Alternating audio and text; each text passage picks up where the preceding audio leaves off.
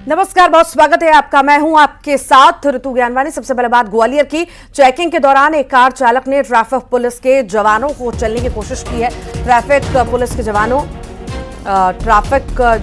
जवानों को कुचलने का प्रयास यहां पर किया गया। घटना पड़ाव थाना क्षेत्र के बस स्टैंड तिराहे की है, जहां ट्रैफिक पुलिस चेकिंग अभियान चला रही थी और इसी दौरान शीशे पर ब्लैक फिल्म चढ़ी एक कार आई। पुलिसकर्मियों ने कार चालक सुमित यादव की कार को रोका, जिस पर वो भड़क गया और कार लेकर भागने लगा। सुमित और सिपाही रामदेव ने उसे रोकने का प्रयास किया, जिससे डरा सुमित यादव ने सिपाही पर कार चढ़ाने की कोशिश की। इस हादसे में सिपाही रामदेव बाल बाल बच गए और सुमित यादव कार लेकर फरार हो गया। पुलिस ने आरोपी के खिलाफ मामला दर्ज कर लिया है, उसे गिरफ्तार भी कर लिया गया है।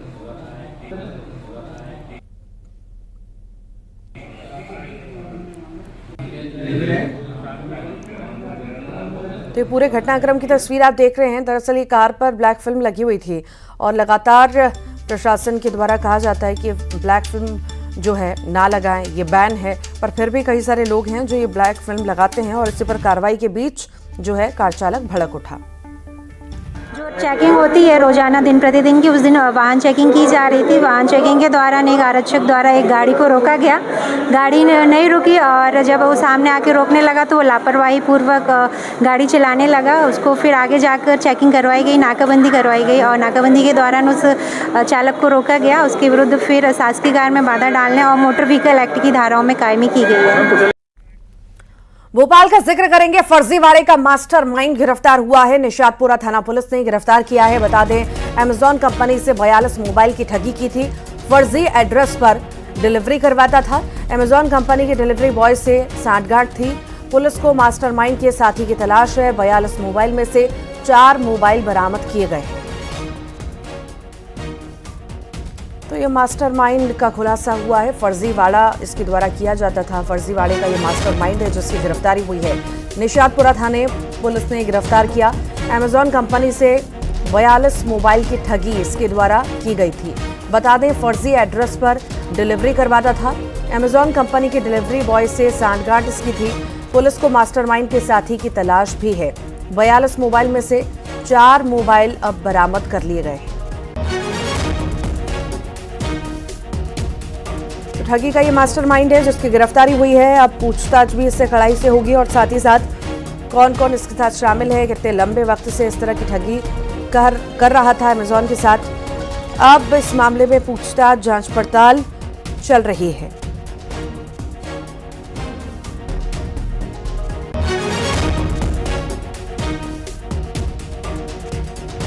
तो पूरे मामले में जांच पड़ताल जारी है कि आखिर अभी तक कितनी ठगी की वारदातों को अंजाम ये युवक दे चुका है। ज्यादा जानकारी लेंगे। सहयोगी वासु चौरे हमारे साथ जुड़ गए हैं।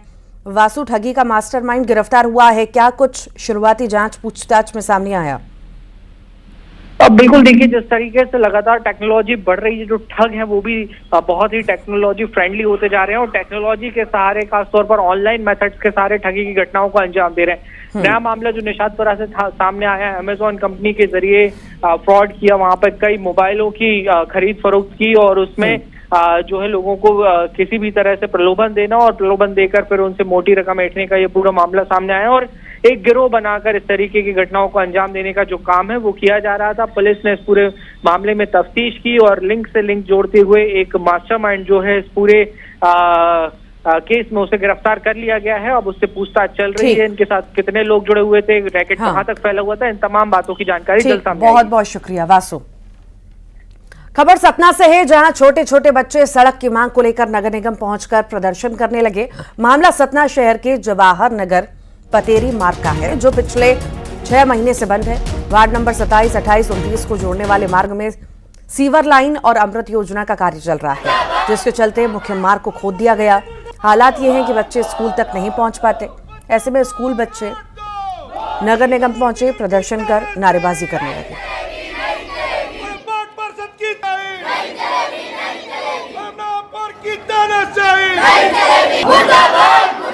प्रशासन के लोग सोए हुए हैं।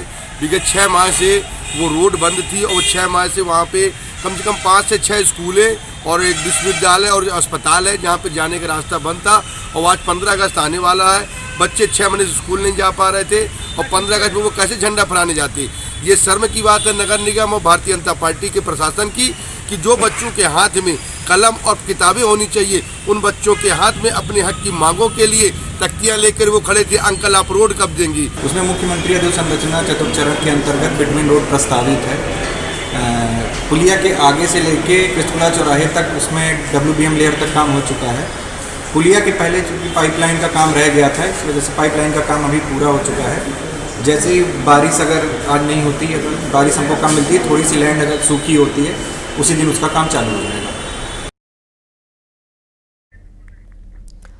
ज्यादा जानकारी के लिए शिवेंद्र बघेल हमारे साथ जुड़ गए हैं। शिवेंद्र, क्या है पूरा मामला, बताइए। शिवेंद्र, आपको मेरी आवाज मिल पा रही है? शिवेंद्र, आपको मेरी आवाज मिल पा रही है? फिर से जुड़ने का प्रयास करेंगे तो ये बड़ी संख्या में बच्चे। शिवेंद्र, आपको मेरी आवाज मिल पा रही है? बड़ी संख्या में बच्चे प्रदर्शन करने पहुंचे हैं। नगर निगम में बच्चों ने प्रदर्शन किया, बड़ी संख्या में यहां पर बच्चे पहुंचे थे। कांग्रेस विधायकों के बोल बिगड़े हैं। सागर में फूल सिंह बरैया का विवादित बयान सामने आया। कांग्रेस की सरकार होती तो इसी सभा में थानेदार की चमड़ी काट के भूसा भर जाता। श्योपुर में बाबूलाल जंडेल का यह भड़काऊ भाषण सामने आया।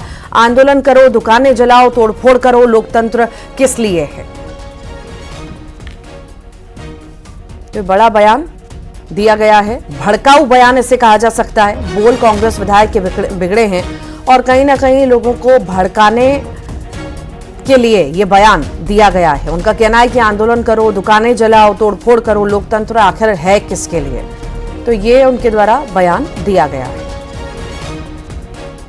और तो मेरा कहना है आप आजाद हो, कुछ डरना बैठो, दुकान जलाओ, तोड़ा फोड़ी करो, अगर फ्री होगा तो कुछ भी करो। अगर फिर लोकतंत्र कानून किसके लिए बनाया? फिर कलेक्टर उसी कोई मना नहीं है। हम थाने नहीं जाएंगे तो कहाँ जाएंगे? और वहाँ थाने में गालियां देता। 2,48,00,000 वोट में से आपने 2 करोड़ वोट ही डाल दिया होता तो थानेदार की इसी सभा में चमड़ी काट के भूसा भर दिया जाता। खरगोन का जिक्र करेंगे। गुस्साए ग्रामीणों ने चक्का जाम किया है। बड़वा के पास इंदौर इच्छापुर हाईवे पर जाम किया है। सड़क ऊंची होने से घरों में पानी घुस रहा है। पड़ाली गांव के ग्रामीणों ने चक्का जाम किया। मौके पर पुलिस पहुंची, जाम को खुलवाया।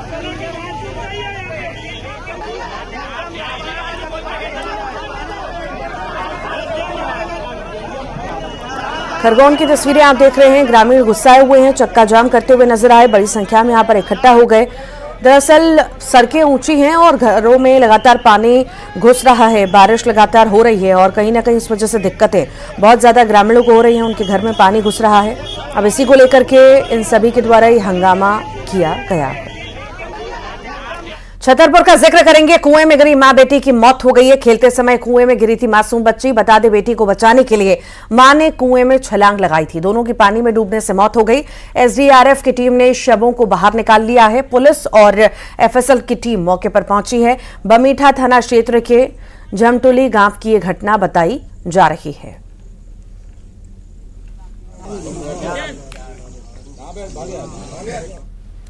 दतिया का जिक्र करेंगे। मां ने नवजात बच्ची को फेंका है। बता दें, कलयुगी मां ने बच्ची को झाड़ियों में फेंक दिया। भांडेर सब रजिस्ट्रार ऑफिस के पीछे मासूम मिली है। नवजात के रोने की आवाज सुनकर लोग पहुंचे। नवजात बच्ची को लेकर भांडेर अस्पताल पहुंचे। अस्पताल में भर्ती नवजात बच्ची पूरी तरह से स्वस्थ बताई जा रही है।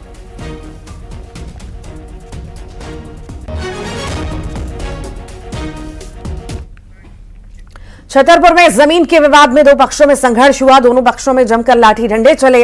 मारपीट का वीडियो भी सामने आया है। बता दें, पुलिस मामले की जांच कर रही है। हरपालपुर थाना क्षेत्र के कराठा गांव का यह मामला बताया जा रहा है।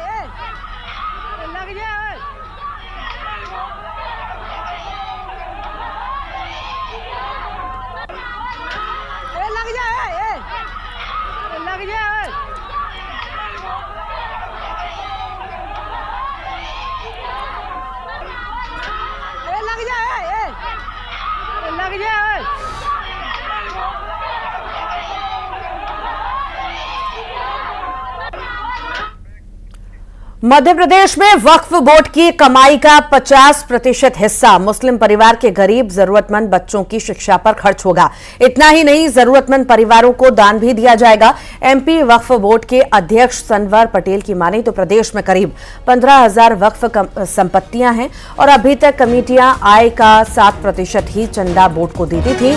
93% राशि प्रबंध समितियों के पास ही रहती है। अब बोर्ड इसका उपयोग समाज के मेधावी बच्चों की पढ़ाई में मदद करने के लिए करेगा। इसके लिए हर जिले में एक कमेटी बनेगी। कमेटी ही गरीब बच्चों का चयन कर प्रति छात्र अधिकतम 25,000 रुपए दान कर सकेगी।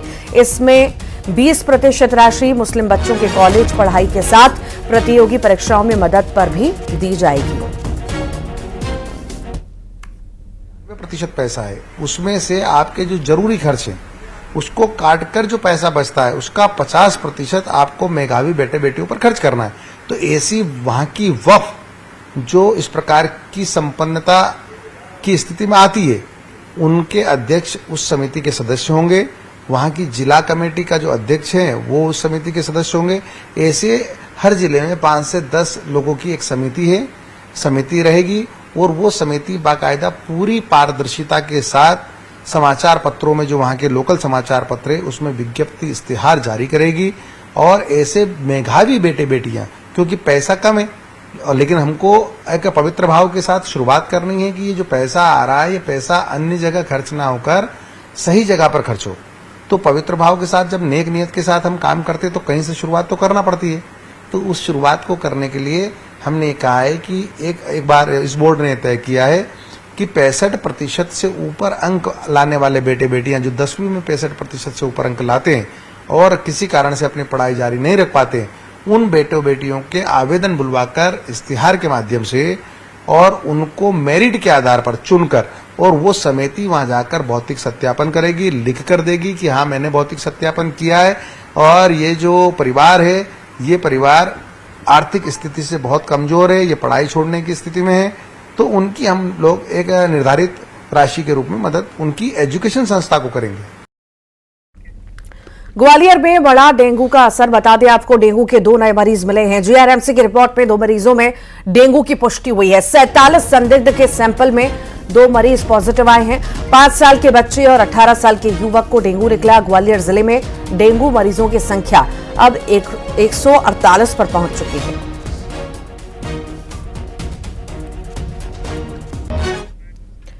इंदौर में तेजी से पैर पसार रहा है डेंगू। बता दें, बीते 24 घंटे में डेंगू के 11 मामले सामने आ चुके हैं। अब तक 212 मरीजों में डेंगू की पुष्टि भी हो चुकी है। अब तक 22 बच्चे भी डेंगू के शिकार हो चुके हैं। जहां जहां लार्वा मिला वहां ड्रोन से सर्वे होगा।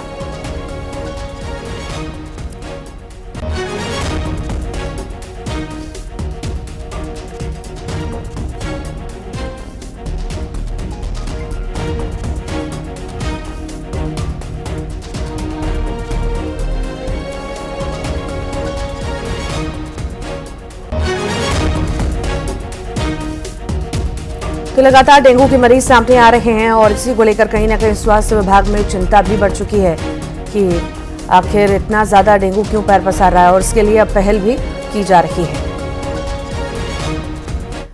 उज्जैन महाकाल मंदिर समिति के नए प्रशासक एडीएम अनुकूल जैन होंगे। बता दें, एडीएम के साथ साथ महाकाल मंदिर के प्रशासक की भी जिम्मेदारी संभालेंगे। 10 अगस्त को महाकाल मंदिर के पूर्व प्रशासक मृणाल मीणा को सरकार के आदेश के बाद बालाघाट कलेक्टर बनाया गया था। रविवार को ही मीणा ने ज्वाइन भी कर लिया था। आपको बता दें कि मीणा जिला पंचायत में सीईओ के पद पर भी थे। तबादले के बाद महेंद्र कब्जे को जिला पंचायत के सीईओ पद का प्रभार सौंपा गया।